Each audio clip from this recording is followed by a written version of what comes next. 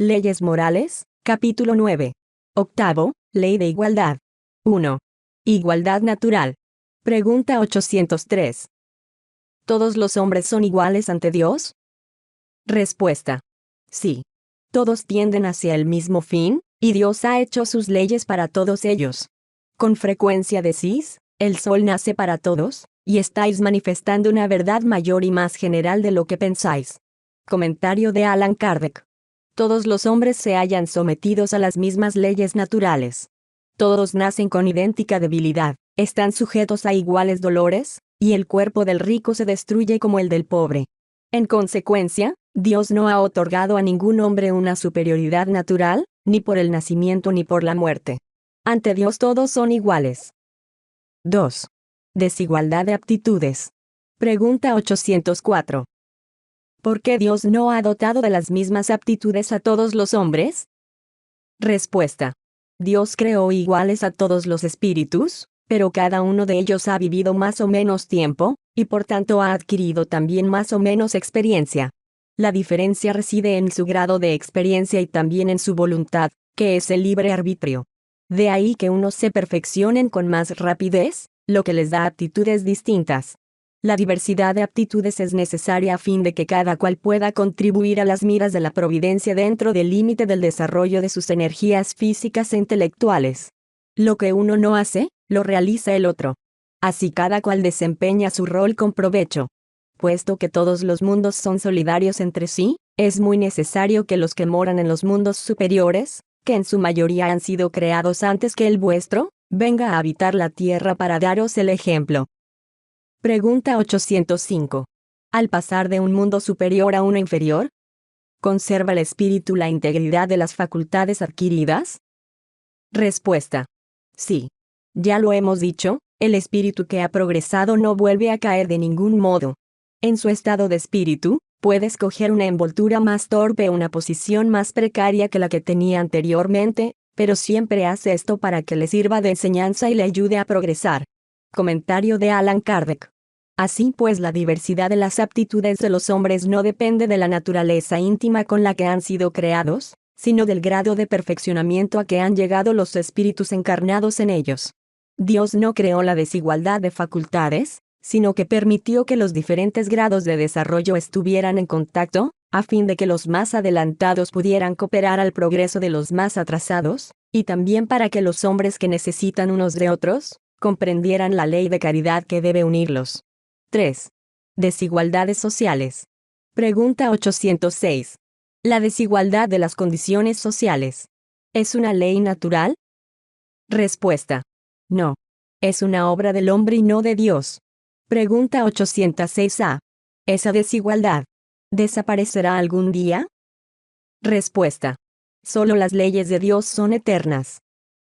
¿Acaso no ves que tal desigualdad se va borrando poco a poco, cada día? Desaparecerá junto con el predominio del orgullo y del egoísmo, y no quedará sino la desigualdad del mérito. Día vendrá en que los miembros de la gran familia de los hijos de Dios no tomarán en cuenta la mayor o menor pureza de la sangre, porque solo el espíritu es más o menos puro, y esto no depende de la posición que el hombre ocupe en la sociedad. Pregunta 807. ¿Qué pensar de los que abusan de la superioridad de su posición social para sojuzgar al débil en su propio beneficio? Respuesta. Merecen el anatema. Desdichados de ellos. Porque serán oprimidos a su vez y renacerán en una existencia en que soportarán todo lo que han hecho sufrir. 4. Desigualdad de riquezas. Pregunta 808. La desigualdad de las riquezas. ¿No tiene su origen en la desigualdad de las facultades, que dan a unos más medios de adquirir que a otros? Respuesta. Sí, y no. ¿Qué dices de la astucia y el robo? Pregunta 808a. La riqueza hereditaria.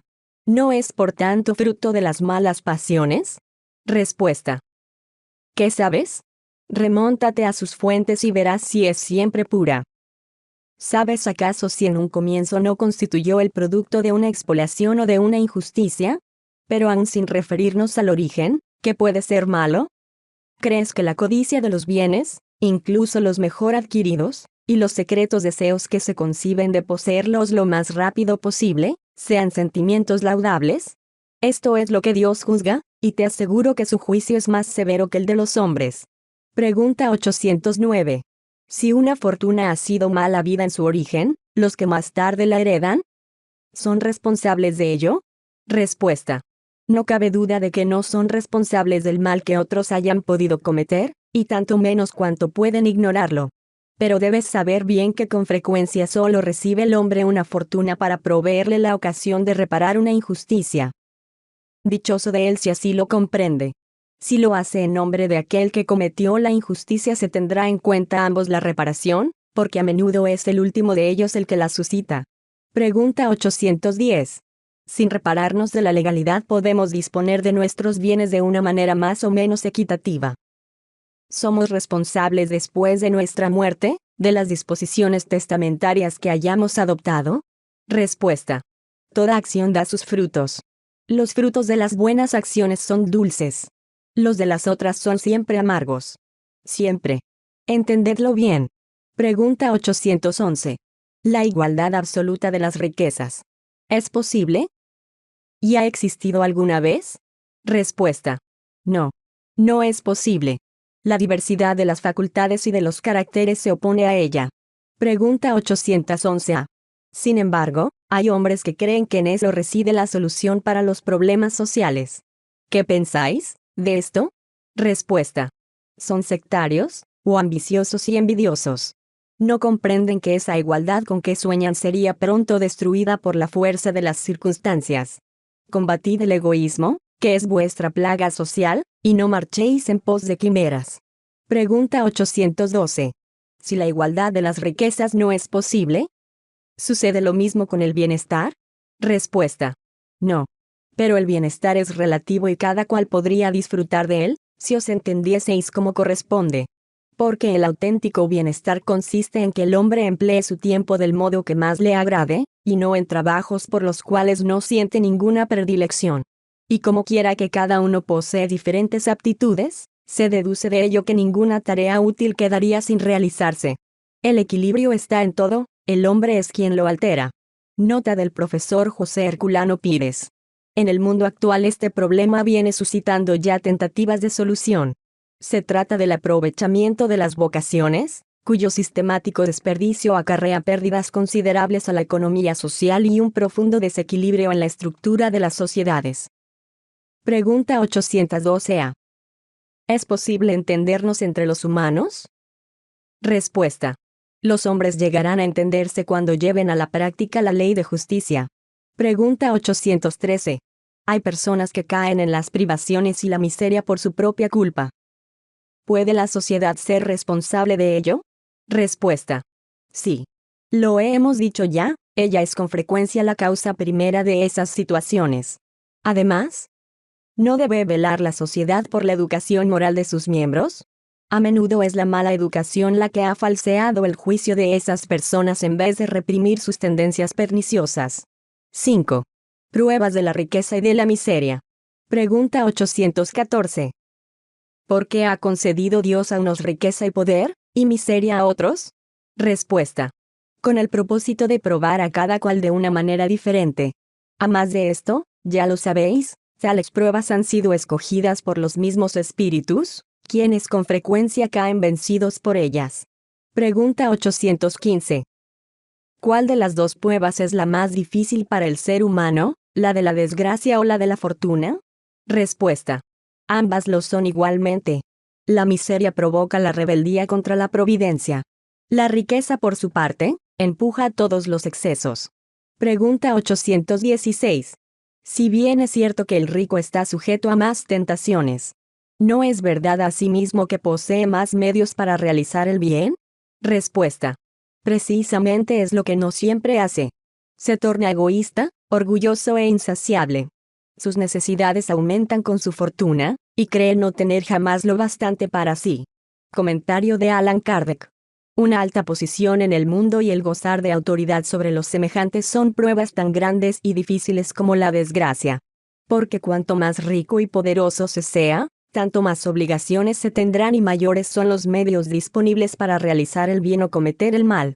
Dios prueba con la resignación al pobre y al rico por medio del uso que haga de sus bienes y de su poder. riqueza y poder engendran todas las pasiones que nos unen a la materia y nos alejan de la perfección espiritual.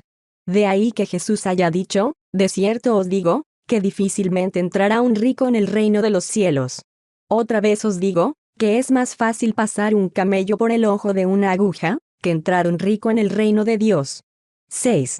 Igualdad de derechos del hombre y la mujer. Pregunta 817. ¿El hombre y la mujer son iguales ante Dios y poseen los mismos derechos? Respuesta. ¿Acaso Dios no concedió a ambos la inteligencia del bien y el mal y la facultad de progresar? Pregunta 818. ¿A qué se debe la inferioridad moral de la mujer, en ciertas regiones? Es decir, falta de autonomía y libertad individual, relevancia de la misma en dicha sociedad, así como del resto de derechos inalienables del ser humano. Respuesta. Al dominio injusto y cruel que ha ejercido el hombre sobre ella. Es un resultado de las instituciones sociales y del abuso de la fuerza sobre la debilidad. En los hombres poco adelantados desde el punto de vista moral, la fuerza constituye el derecho. Pregunta 819. ¿Con qué objeto la mujer es físicamente más débil que el hombre? Respuesta. Para asignarle funciones particulares. Al hombre tocan los trabajos rudos, por ser el más fuerte. La mujer, en cambio, debe encargarse de las tareas delicadas.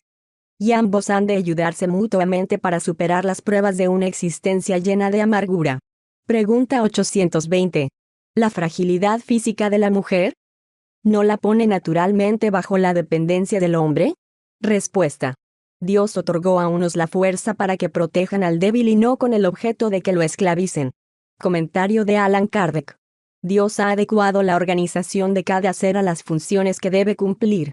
Si dio a la mujer menos fuerza física, la dotó al mismo tiempo de mayor sensibilidad, en armonía con la delicadeza de las funciones maternales y la debilidad de los seres que se confían a su cuidado. Pregunta 821. ¿Las funciones a que la naturaleza destina a la mujer tienen una importancia equivalente a las asignadas al hombre? Respuesta. Sí. E incluso mayor. Ella da al hombre las primeras nociones de la vida. Pregunta 822. Puesto que los hombres son iguales ante la ley de Dios, ¿deben serlo también ante la ley humana? Respuesta. Es el primer principio de la justicia: no hagáis a los demás lo que no quisierais que se os hiciere. Pregunta 822a. Según esto, para que una legislación sea perfectamente justa, ¿debe consagrar la igualdad de derechos del hombre y la mujer? Respuesta. Sí, de derechos, pero no de funciones. Precisa que cada uno de ellos tenga su lugar especificado. Ocúpese el hombre de lo exterior, y la mujer del hogar. Cada cual según sus aptitudes. Para ser equitativa, la ley humana tiene que consagrar la igualdad de derechos entre el hombre y la mujer. Todo privilegio otorgado a uno o a otro es contrario a la justicia. La emancipación de la mujer sigue al progreso de la civilización. Su esclavitud, en cambio, está de acuerdo con la barbarie. Por otra parte, los sexos solo existen en lo que concierne a la organización física, ya que los espíritus pueden adoptar uno u otro, no hay diferencia entre ellos a este respecto, y por tanto ambos deben disfrutar de iguales derechos. Nota del profesor José Herculano Pires. Hace más de 100 años ya indicaba este libro la exacta solución del problema femenino: igualdad de derechos y diversidad de funciones.